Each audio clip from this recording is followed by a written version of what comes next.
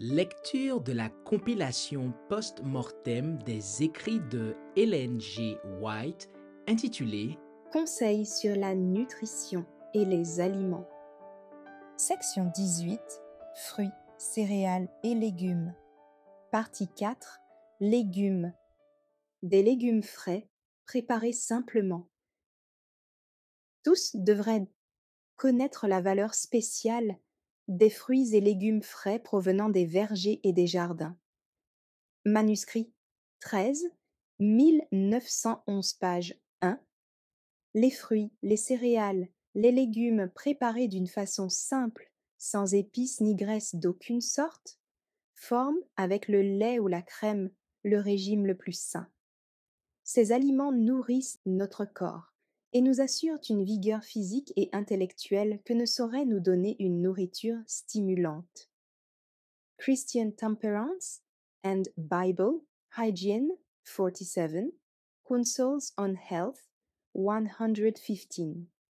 Pour ceux qui peuvent en consommer, de bons légumes, préparés d'une manière saine, sont meilleurs que les bouillies ou le porridge. Manuscrit 3, 1897. Les légumes devraient être rendus appétissants par un peu de crème ou de lait ou d'un équivalent. Témoignage pour l'Église, volume 3, 430. Les légumes font partie d'un régime bien équilibré.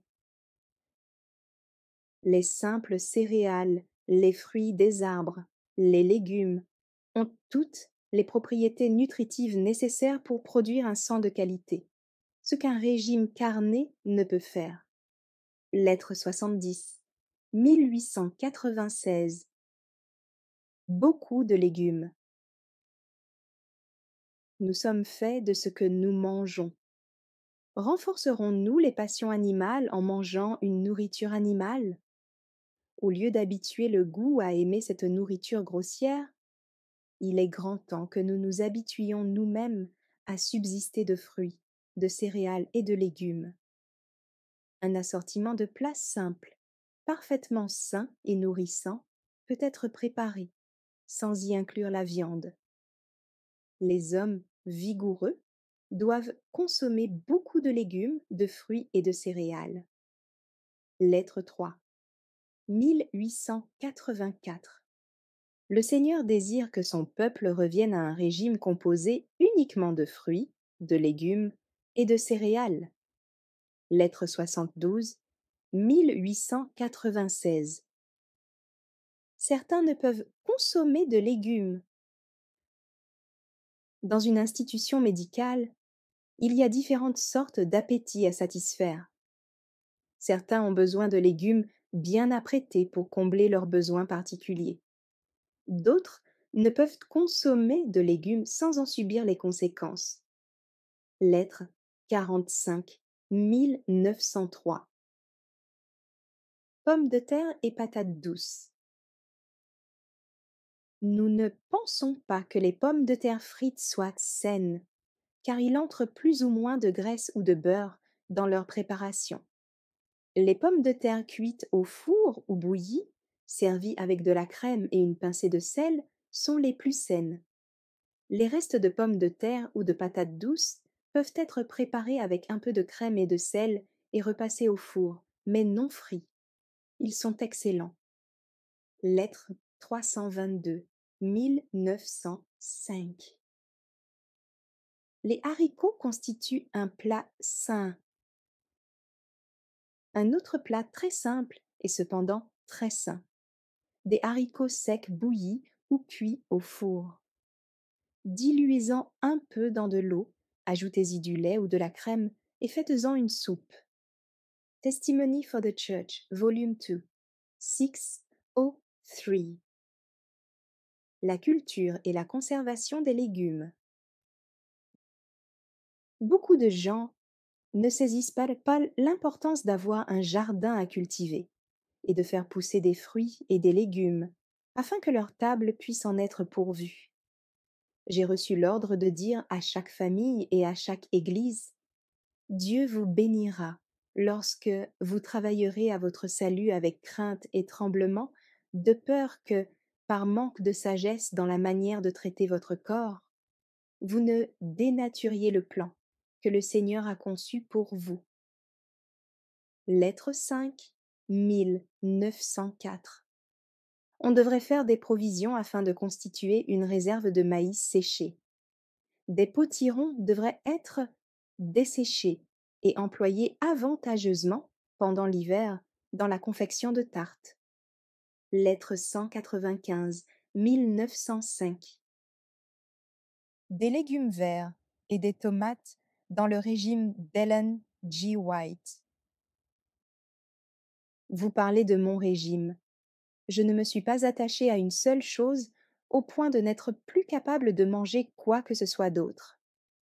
Mais en ce qui concerne les légumes verts, vous n'avez pas besoin de vous en préoccuper, car d'après ce que j'en sais, il y a, dans la région que vous habitez, suffisamment de légumes différents que je pourrais utiliser comme verdure.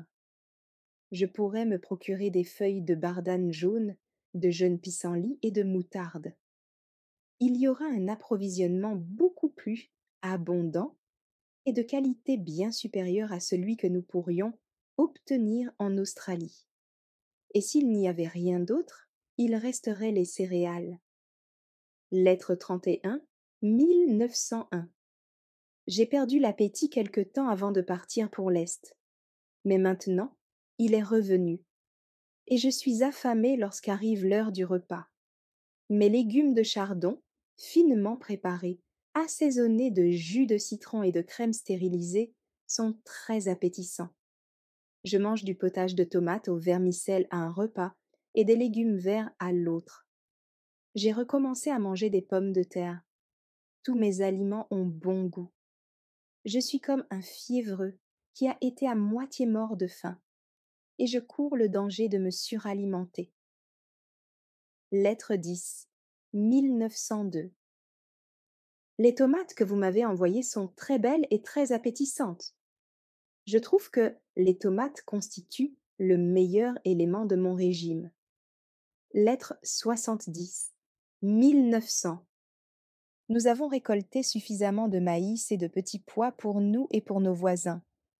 Nous faisons sécher le maïs pour l'employer en hiver. Alors, lorsque nous en avons besoin, nous le moulons et le cuisons. On en fait des soupes et d'autres plats délicieux. À la saison, nous avons du raisin en abondance, ainsi que des prunes, des pommes, quelques cerises, pêches, poires et olives que nous apprêtons nous-mêmes. Nous cultivons aussi une grande quantité de tomates. Je ne dois jamais m'excuser pour la nourriture qui se trouve sur ma table. Je ne pense pas que cela plairait au Seigneur. Nos visiteurs mangent comme nous et paraissent apprécier notre menu. Lettre 363, 1907. Merci d'avoir écouté cette lecture. Si vous avez des questions ou des remarques sur le thème abordé, n'hésitez pas à les partager dans les commentaires et notre équipe ne manquera pas de les considérer. À bientôt sur lereste.org.